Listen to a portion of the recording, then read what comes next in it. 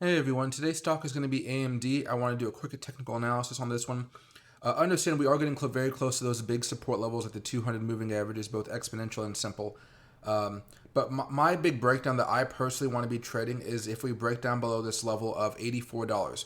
I think that's two levels of support right here that have been very strong. If we break down below it, I think it's going to be a nice play, probably back down towards around $75 at least here. And so I might want to be looking to buy around $82 strike prices on the day we break down below it, okay?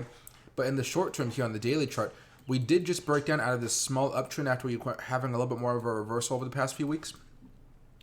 We did just break down here. So if you guys did want to take a trade on this one, I'm a little bit more cautious just because of everything going on with the Federal Reserve this week.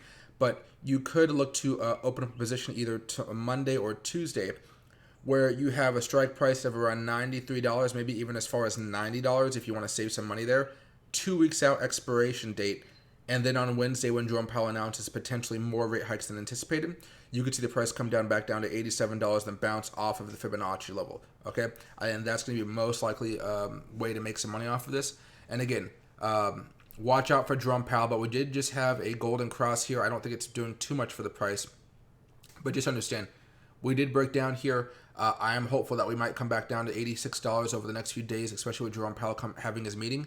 But be more careful with this one. I'm more excited about this major breakdown right here, but this can still make you some money. Just make sure you guys have some stop losses, or if you guys, oh geez, sorry guys, scared me.